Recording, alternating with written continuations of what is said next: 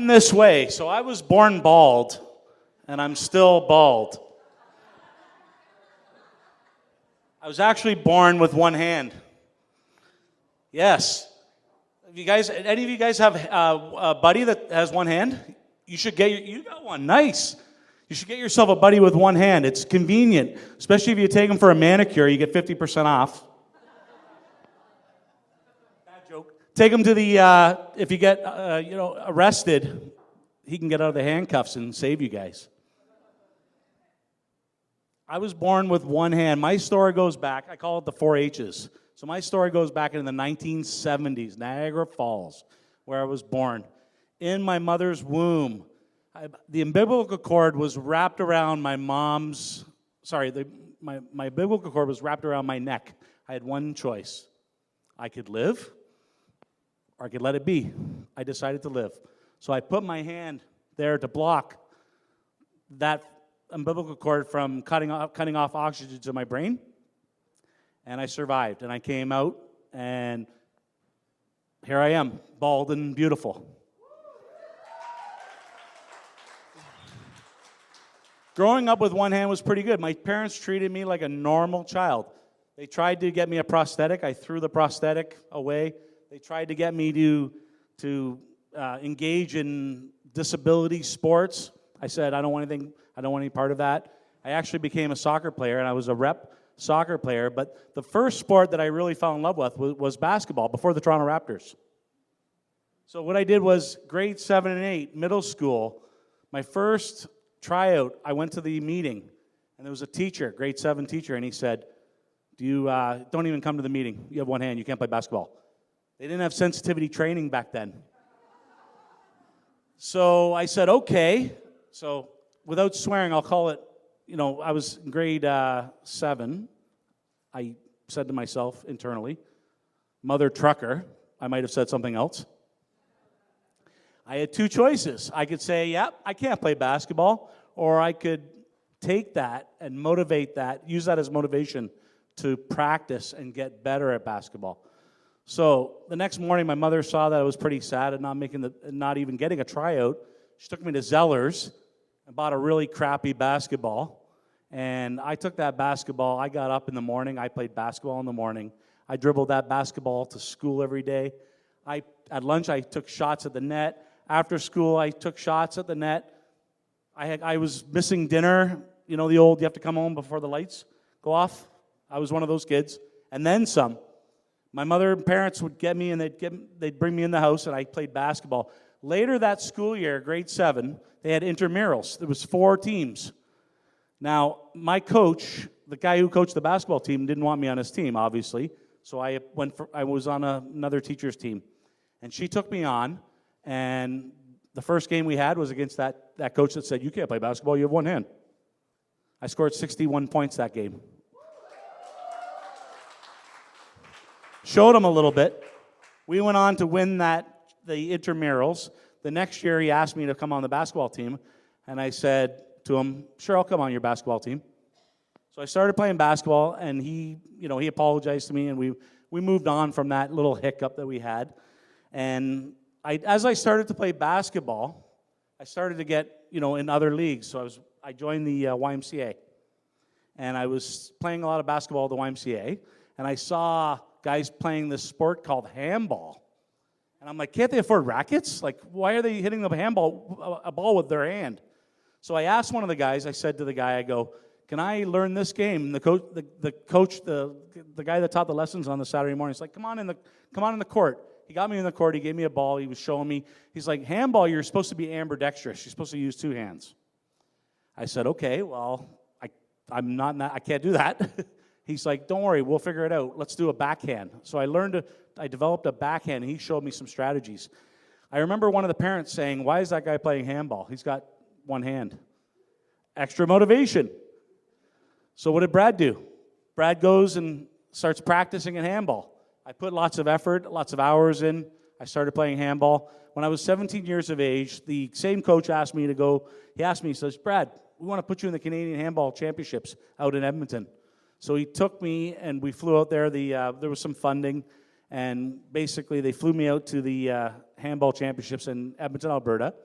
And it was about on Friday. I had 2 matches on Thursday, 2 matches which I won. Then I had 2 matches on the Friday, and I won those both. And then the next thing I know, I'm in the finals against like the 5-time Canadian handball champion. And I heard in the change room saying, well, take it easy on him. He's only got one hand. So again, I was motivated, and I went into the court, and we went tiebreaker. In handball, there's 3 games, 2 games to 21, 1 game to 11 is your tiebreaker. I won 11-10. I remember diving on the floor. I had blood on my knees to win that match, but I was making sure that I went home as a Canadian handball championship. So after that, I moved on in handball to many handball tournaments across the U.S. I even traveled to Australia, and lots of handball tournaments in Italy and France. And I started to expose myself to many health clubs. So when I mentioned the 4 H's, so I was born without a hand. Of all sports, I picked the one I love handball as a sport that I chose. And then I'm exposed to lots of health clubs. So as I'm traveling around, I'm seeing all these health clubs, and I'm checking out things, I'm working out, I'm experimenting with weights, learning the health industry. I decide to finish my education in school and become a personal trainer. So I moved to Toronto, because Niagara Falls, if you're not in the casino industry, really there's not much else to do, or in the tourism industry. So I moved to the big city, and I go in for this interview. And I remember the guy asking me, how the heck do you train with one hand? And I said, let me show you. So I grab my gym bag, I grab duct tape. We go out to the workout floor, and I show him how I do a bicep curl with the duct tape wrapped around my hand. I show him how I do the bench press with duct tape wrapped around the bench press.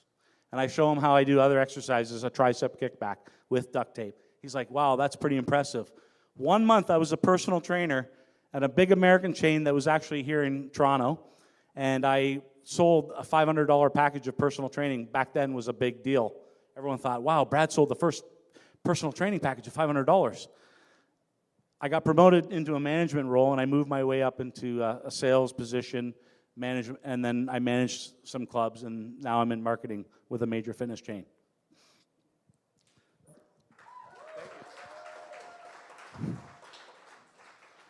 So the last part of my story is I decided, I've been so lucky. Lots of people have helped me over the years. There's also been a lot of people that have doubted me, which has kept me motivated and helped me with my perseverance and helped me work harder when it comes to things that I really wanted. One of the things that I've kind of been doing for the last 5 years is I've been trying to help others. So I get this call from a Scarborough?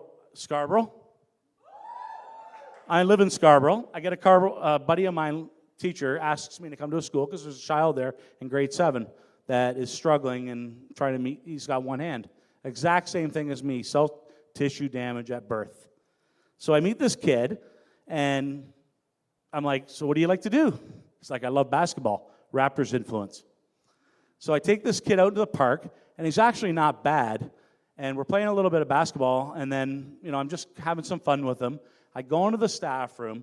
None of the teachers knew in the staff room that I was kind of just there to meet this kid. And I hear one of the teachers saying, little Billy wants to try out for the basketball team, but he's got one hand. He shouldn't be trying out for the team. Mother trucker? I get angry. So the kid actually already had some basic knowledge of the game and was pretty solid, and he was a pretty big kid, so he had some good athleticism. I emailed the mother and the teacher, and I asked if it's okay from a Toronto District School Board perspective if I can practice with that kid once a week.